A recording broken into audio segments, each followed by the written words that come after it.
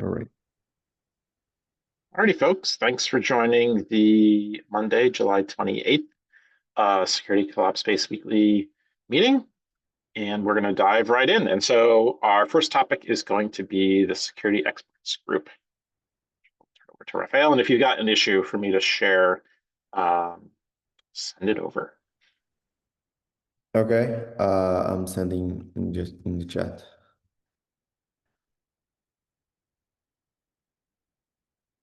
I think this is the correct one. Oh, let me get the correct link. This one. Yeah.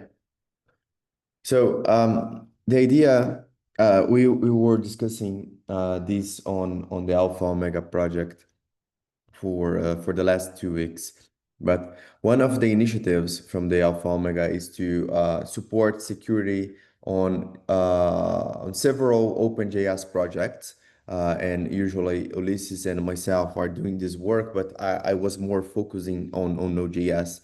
And when people asked me, okay, let's increase the security support to more projects in the JS development, I thought that it's a difficult task because sometimes reaching out directly to the maintainer causes more burden to them than helping, and and not being too invasive to the project as well, because it's hard for them to give someone which doesn't have commit to the project to help with security reports, or to have access to sensitive reports, so I decided to create this proposal, which is to have a security help channel that would, instead of us asking each maintainer or each project if they need help and waiting for the answer, we leave that line open. So whenever they have any security problem, anything that they uh, they need help, either because they don't have time to fix a security issue or because they don't know how to fix the security issue, they could send a message in that chat, and I and Ulysses will be monitoring this and be happy to help. So I think this is the main idea. The main goal is to, instead of uh, burdening or having too much communication, asynchronous communication with different maintainers, just pinging them if they need help, having this open line would be more practical for them and for us to give a new update or to give a hand.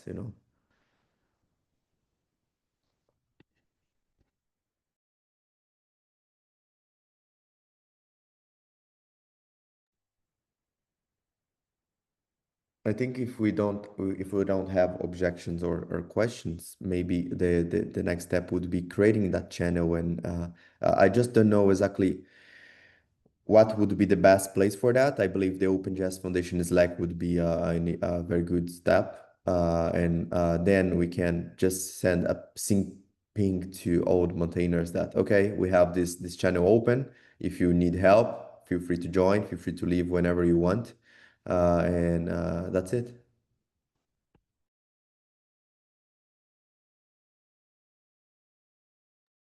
Should I just create the channel right now? Sounds like a good idea. Okay, I'm going to do it. Are we trying to make it sorry if I missed this, a private channel where only project maintainers are invited, or public channel? Uh, I believe that we should do that, only project maintainers invited, because Okay, and then of course they want disclosure the security vulnerability in that channel, but they will ping me and then we can talk privately or open another channel. I don't know. cool. Wes? Yeah, I believe we've been having a discussion around this in the Express side, because I think we have like a few of the folks on this call in our triage team, even though y'all aren't actively working on other parts of the Express project.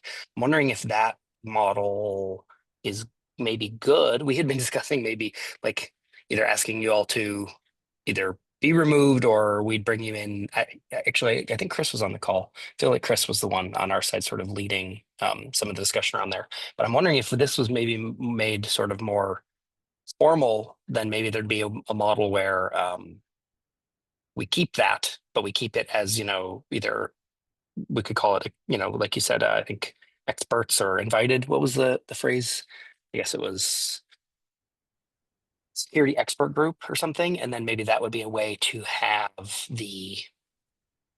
keep the reports in individual projects, but have sort of a more formal relationship where it's public that you all are as added as triagers and informed about the security incidents as they're going, even though the folks might be concerned that you're not typically involved in the day-to-days of these projects. Like that I think might both hit both sides here, where we're like making it formal and public that people know you get some advance notice and help us work through these things, while also us not having to each all manage it independently. Okay, I see lots of other hands. Oh, go ahead, you.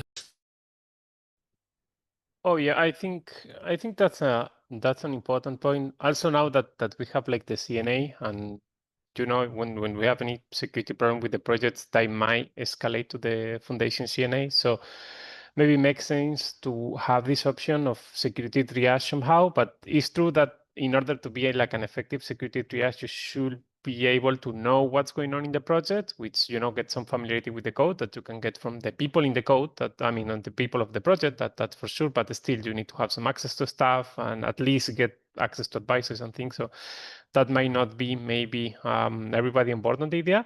But I was thinking like maybe the same way, like we have the option as a project to delegate the code of conduct handling and moderation to the foundation. Maybe the projects that are not comfortable running their own security stuff, maybe they can delegate this to the foundation somehow and start building this team. So for example, I think, I don't remember what is the security posture on Emeritus project, for example, but if someone who is still maintaining an Emeritus project doesn't want to deal with CVEs and stuff like that, maybe that is kind of options or projects that, that are not willing to handle this, maybe they can delegate to us. That can be also another option that we might be able to offer. And not sure also how that will work long term, but might be a good option to help us. But yeah, in the same way as Wes was suggesting.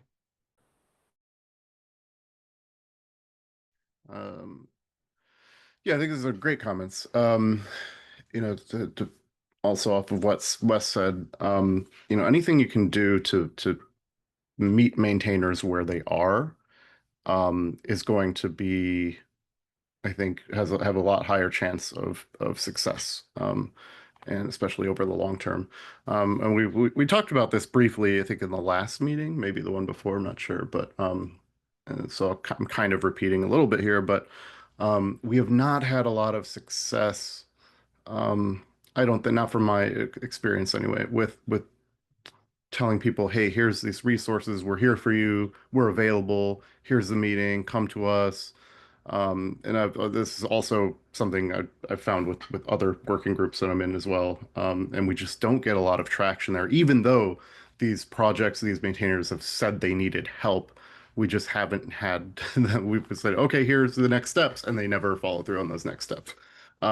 So yeah, again, that just underscores, like, if you can shape this in some way to include that proactive and meeting maintainers where they are. That's not to say that to don't do this, or that this couldn't be successful with the just the Slack channel and the other ideas that are in here.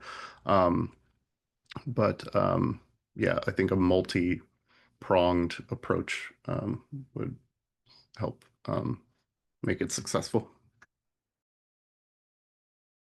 Yeah, I believe that we start with that, and we can shape it up if people believe that in the future we could create specific channels for specific groups. We can go ahead and do that. But initially, with a single channel, it would be better for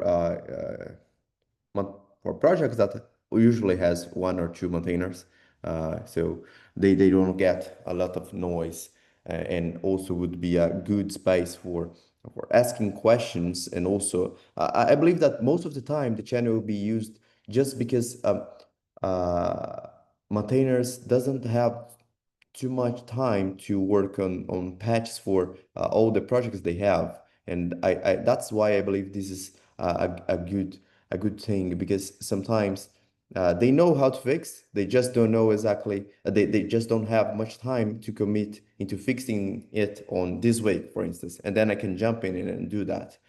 So yeah.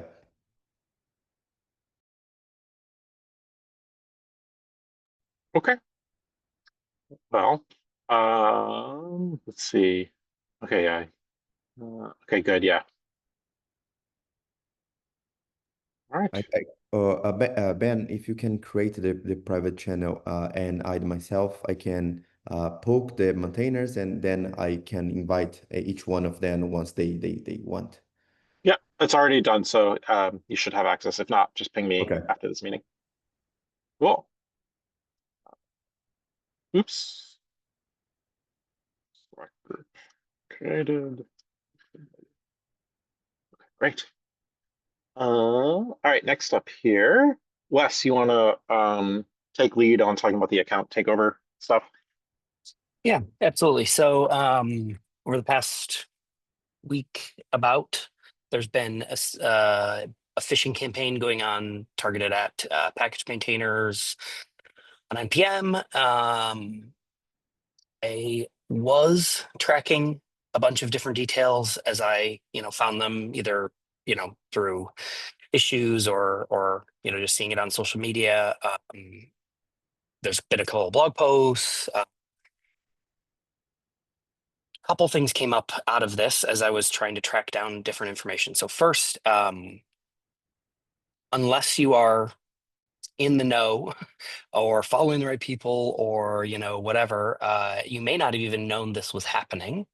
And so it's possible that you could have been impacted, or your company or whatever, right? Like I was doing this investigation, at work, and trying to keep track of it. And being no central, messaging here happening from the NPM side, which is probably the responsible party for this. But, I think there's a lot of questions around that. So I'm not trying to put, direct there, right? Like the maintainers themselves have responsibility to message out. Like that's actually kind of how I found out about it first. But like that's not super productive for the ecosystem at large, right? And then things were evolving pretty quickly, and there were different sources of information, and so like I was sort of collating those and trying to check in on each of the packages to see what was going on. And then because NPM takes down the packages as quickly as they can, there's not a lot of ways for most folks to investigate, right? As soon as the package is taken down, the source, for most people is probably inaccessible. And that means that doing any sort of like internal triage is difficult. You can do things, download counts, depends on how, your company's network structure and how you manage packages and stuff. But it gets really complicated really fast. And so my manager, Alex, who used to be on the board here, was like, hey, Wes, do you think there's anything for the foundation in this kind of a situation to help with, participate with, what's going on there? And my first reaction was maybe not, as there's, I mean, for our projects, I think there is, but none of these projects were foundation projects. And so, we typically can't, we obviously can't help everyone. But I think there's some scope here for something, like if the foundation could help promote articles, if the foundation, if we as a security group could go to NPM with some targeted asks around these kind of things to help, maybe member projects and or companies or just generally people in the ecosystem to have a better process for when these kind of very broad attacks happen, what resources are available to them. So in this case, like what I would have loved is if we could have had, a running spot where all these were tracked and where the sources that were published as malware were kept, so that we could then do, triage. Like in the case of one of them, it was like pretty, poorly done. And so it was caught. There was a bunch of others that looked like maybe there was some, trying to steal, patsy password files. Like just being able to investigate this stuff is pretty important for a security team. And it's like, as a team trying to support my security teams, like even getting them the information was really difficult. So anyway, I was just thinking maybe there's some ideas around this that like we could, as a group, be helping facilitate in future instances. I mean, for the actual malicious payloads, there's already a number of sites that I don't know off the top of my head because I don't usually bother looking at it, but like it's generally already all backed up somewhere. Like everything at NPM is taken down of note is available somewhere. Usually from a site that's like, from sites that are like designed for security researchers, right? I'm not sure how much value it would provide because anybody who, like, including myself, who doesn't already know where these sites are, probably isn't going to be capable of investigating them anyway. Like alerting, I think would be fine. Feedback to NPM maybe, but like, generally speaking, like NPM is reactive. They just kind of wait until they're told something's malicious, or until one of their automated processes discovers it, and then they take down the versions. With few exceptions for bugs or something like the stylus package, for example, where one of the maintainers got their account taken over and published something somewhere else, and they had something that was too aggressive. This is over the last week, and like they took down every one of those maintainer packages, including every version of stylus. So like, but that was fixed. So it's like, I don't know if we have feedback to provide, we should provide it. But like, I don't know what different they should really be doing. But yeah, like I'm certainly open to ideas, and I think alerting is fine and so on. But it's like the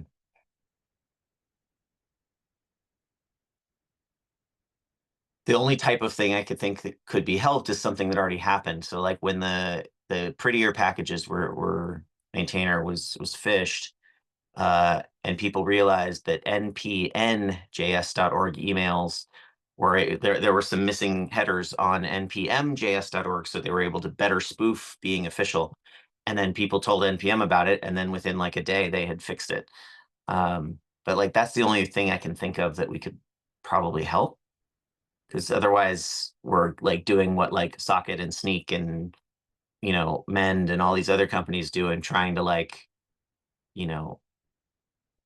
like we'd have to like monitor all the fire hoses and try and look for stuff. I don't know. You're muted if you're saying anything. But No, I was just sort of nodding along because that's sort of where I landed as well. Was I'm just not sure how you would feasibly go about doing that. I guess the messaging, alerting is, I think, what you were talking about maybe is enough, right? Like, so assuming there's plenty of folks in the ecosystem who are monitoring these things independently. If they had just a central place to go for, again, this is where I'm thinking like I was kind of thinking of maybe like as a value add, right? Like it'd be pretty straightforward for the foundation to say, hey, member companies, make sure you have somebody in our Slack channel. Here's a place where we post relevant and actionable news about what's going on in the ecosystem. And sometimes that includes security things that are not in your tradition, might not be in your traditional repertoire of reporting things, right? They're not CVEs and they are taken down, but you need to often, because they are taken down after a few hours sometimes, right, do some triaging. Folks in the ecosystem come, we've set up this channel so that folks could come and share that kind of information. Like at work, we have a channel called Threat Intel, which is where we often are posting these things that we just source, internally. Anybody can come in and post. It's an open channel internally that we have that folks can just like, if they find something online that seems like it might be relevant, come and drop a link to, and then, if it looks like it might be impactful, like take action. Like if we had something similar, in the OpenJS Slack that we could promote, it feels like it could be a value add, right? That like we currently don't have it. And I mean, it's not like maybe asking people to do direct work. It's just giving people a place where they know it's a bit more trusted than just like, paying attention to the feed of people on, Reddit or Twitter or Blue Sky, where I found it originally, like, something like that.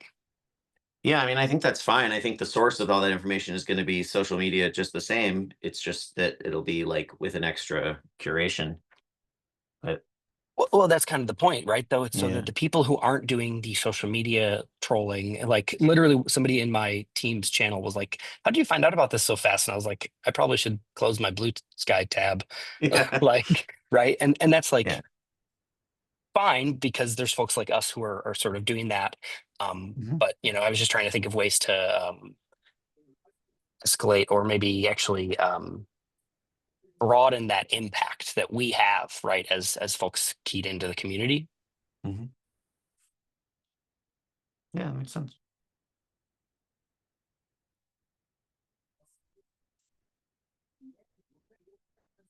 Does anybody else have anything? Or if that's it, then maybe I could open a thread. I could open an issue discussing maybe what would we want, a security news or something, like something like a channel. Yeah, I like was. the name would be. Go ahead. I was just thinking about this, and part of me was like, can the foundation create some relationships with maybe some of these third parties that do some of this like early forensics, right? And offer that as, a benefit of becoming an OpenJS project. It's like you get, I'm just going to call out Sneak, right? You get Sneak free for your project, right? That would assume that we would be able to create a partnership with them or something. And that's a very, direct option. You could create, I mean, we have this collab space for folks that are interested in this topic, right? And so I wonder, yeah, you could create a channel, you could create a mailing list for timely security news, for lack of a better, or things that you might want to pay attention to, right? Early warning, whatever you might call it, and see how many folks participate, and if we're able to use that channel effectively.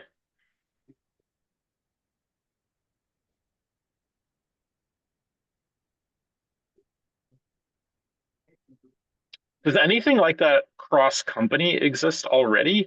Like Wes, you mentioned you have this like an internal one for Netflix, but I'm assuming that there are these types of channels where folks from different companies and are like talking about this stuff. Would assume so. Open SSF maybe would be a good place to ask, see if they have anything. Yeah.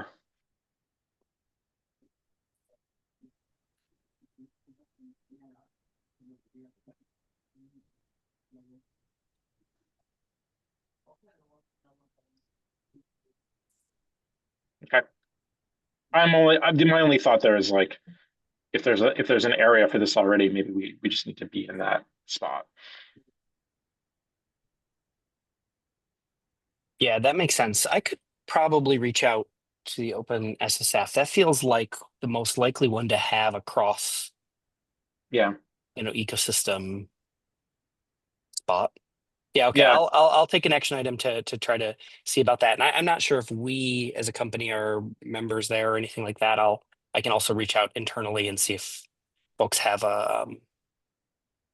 any recommendations, because we've got obviously a bunch of folks in that space who probably are experts that I can ping. So yeah, I'll take an action item to follow up on that. And then if there's anything reasonable that we can just leverage, I'll open an issue, and then maybe from the issue we could update docs or just make sure folks are aware of those things. Cool. Okay, cool. Thanks. Yeah. There's There's nothing that I'm aware of there. Okay, like usually when there's something big, you'll see in the general channel. But this issue didn't even appear anywhere yet in it still might in the OpenSSF Slack, but right now there's no chatter about it. Interesting. Okay. All right. Moving on to the next topic, escalation path. So this was, we briefly mentioned this in the working session last week, where there was a security incident and there wasn't really a run book of how do you work with the foundation, how do you get involved, do you create a Slack group, all that kind of standard checklist stuff that I think probably a lot of you have at your representative companies. And so we wanted to just talk about if we wanted to create, something, a simple checklist for folks to use when they're panicking, to hopefully make them less panicked, and structure kind of like what an escalation path might look like, and how that would intersect with the collab space. Did I capture that right? Ulysses? Yeah, I think it's important. I think it's important to have like a way to handle these situations. So as you say, like having like a playbook might be like a good option. I think in Express, in Express we have this incident response plan basically, but it's for handling like mostly security reports, right? So that become a CVE or not basically, but yeah, we can just take out from the equation CVEs because those are handled in a different way. And just for anything that is not a CVE, maybe we can build something like this for the foundation level. So in a way, like we might be able to have some, predefined roles, like who should be in charge of this, who is the person who, determine what's going to happen. Not the one that solve it, right? Just the one that coordinate the situation and how we publicly let other people know. So if we have those channels, these kind of things, right? And also that person should be the one determine maybe who to, who to bring to the discussion. Because for example, in the last time we discussed about this, because it was like if I remember, like a change in the GitHub UI, so that most people freak out. So in that discussion, for example, it's good to know, like obviously there are a lot of good connections and networking in the foundation enough to have a direct contact with GitHub and check it out what happened, right? For example. But yeah, so having that kind of people around this and knowing that someone is taking care of this and foundation level, I think it's a good option and will calm down a lot most of the maintainers. And this might be also a good option, echoing what Wes was saying about, for example, this npm incident, right? This campaign. So it's the same thing, like just warning others and say, like, look, this spam phishing campaign is going on, just be aware of it, right? And maybe that be the only action. But this can be like a central way of communicating us, like from the project to the foundation and from the foundation broadcasting others and providing solutions to specific people. I think that might be a good option. But I don't know how do we want to envision this in terms of resources, expectations. I think the most important here will be like expectations. I think the same case, for example, might happen with a solo maintainer, that the laptop got stolen or something like that, and then freak out about, accessing to an account or whatever. That's something also that the foundation can help. There are a lot of scenarios like that, but that might be like individual specific maintainer having an individual specific situation that might not be broadcasted outside, right? Yeah. So these kind of things, I think that might be like a good option. Like, but yeah, it's very related also to the security help channel somehow, but in a different way as well, right? So yeah, a lot of Yeah, related I like security. this. I think you're right. Like, I think that we've got two real world use cases we can use to kind of guide us here, right? We've got the GitHub UI change and then the NPM takeover, right? And these are really good examples of like how should we respond when these things come up. I also, when you were talking about the NPM thing, I started to think about this like foundation communication ladder. I was thinking of this as like an escalation path, like you have with code of conduct, like similar, where depending on what the incident is or how severe it is, we can define what type of communication we need to do, right? So I think these are probably two distinct things, but that we should work on them probably at the same time. But yeah, like the foundation communication line, like this is something, oops, I can't type. I can take this on with Kylie to stub out something and bring back to this group to react to. I think that would be a good idea. And I'll create an issue for it. And then this playbook incident response plan. I think that's really important too. I'm just organizing them. That's a little bit better here. And I think for this one, like in terms of expectations and stuff, I think we should think about that after we get a like stubbed out what a response plan might look like. Maybe without constraining it, like what an ideal might be, and then we can figure out like if it's doable given resources. Any volunteers for that one? I'm happy to help with, investigating the incident response plan because I was actually authoring the other one, so it might be relevant. But yeah, a lot to discuss here, internal, external. Yeah. But yeah, happy to get involved somehow in this. Yeah. So maybe for next I week, can help him. yeah, if you two want to bring back something to this meeting next week, we can spend like a good chunk of time working on that one. And then I'm not sure. One sec. It's time.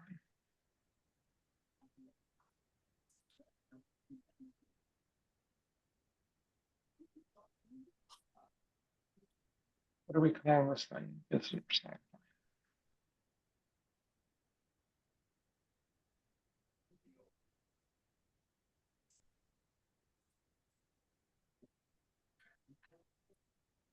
Okay.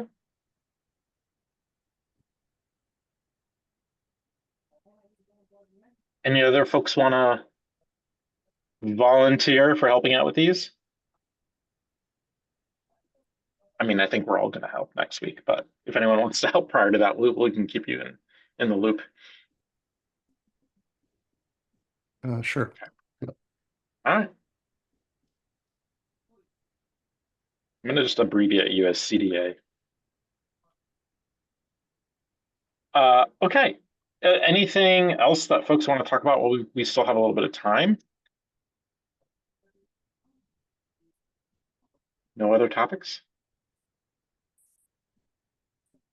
Okay. Well, I'll see you all in that new private Slack group then. Awesome.